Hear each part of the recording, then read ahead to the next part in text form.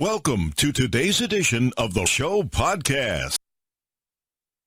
Les Miles is out as Kansas head coach just days after he was placed on administrative leave amid sexual misconduct allegations from his tenure at LSU. Kansas announced Miles' departure Monday night, describing it as a mutual agreement to part ways. Miles has 3 years left on his original 5-year contract with the school that pays him $2.775 million annually through December 2023 and includes several bonuses, among them a $675,000 retention bonus paid last November. "I am extremely disappointed for our university, fans and everyone involved with our football program," Kansas Athletic Director Jeff Long said in a statement. "We will begin the search for a new head coach immediately with an outside firm to assist in this process. We need to win football games, and that is exactly what we're going to do." The 67-year-old Miles was 3-18 in 2 seasons with the Jayhawks. Offensive coordinator Mike DeBoard was named acting head coach. "This is certainly a difficult day for me and for my family," Miles said in a statement. "I love this university and the young men in our football program. I have truly enjoyed being the head coach at KU and know that it is in a better place now than when I arrived." Last week, LSU released a 148-page review by a law firm about the university's handling of sexual misconduct complaints campus-wide.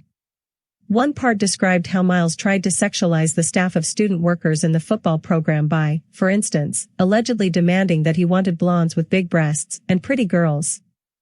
The report also revealed then LSU athletic director Joe Oliva recommended firing Miles in 2013 to university officials. Kansas placed Miles on leave later that day and said it would conduct a review of allegations against the coach that it had previously been unaware of. Kansas said terms of the agreement with Miles on his departure will be released in the coming days. Miles spent 11-plus seasons with LSU, leading the school to a national title in 2007. He was fired 4 games into the 2016 season. Miles was investigated at LSU after 2 female student workers in the football program accused the coach of inappropriate behavior in 2012. While that 2013 investigation by the Taylor Porter law firm found Miles showed poor judgment, it did not find violations of law or that he had a sexual relationship with any students. Taylor Porter also concluded it could not confirm one student's allegation that Miles kissed her while they were in the coach's car with no one else present. In an email dated June 2013 and sent to the president of LSU, Oliva wrote Miles was guilty of insubordination, inappropriate behavior, putting the university, athletic department and football program at great risk. The Taylor Porter review had been kept confidential for about 8 years until a redacted version of it was released this week after a lawsuit filed by USA Today. For Kansas, Miles' departure is just the latest setback for what has been college football's worst Power 5 program for a decade. The Jayhawks have not won more than 3 games in a single season since 2009.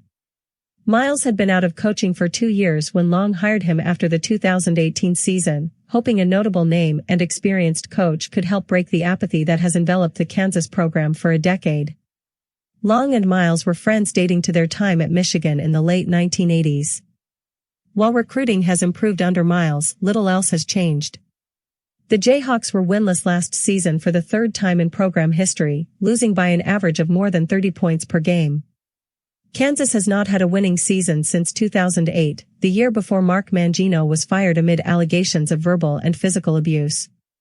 He was followed by Turner Gill, who won 5 games over 2 seasons, and Charlie Weiss, who was 6-22 before getting fired 4 games into the 2014 season. David Beatty was 6-42 in 4 seasons in charge of the Jayhawks and sued Kansas for withholding his buyout because of NCAA infractions. Beatty reached a $2.55 million settlement with the school last summer. Now, with spring football practice around the corner, Kansas is starting over again, still stuck in a deep hole.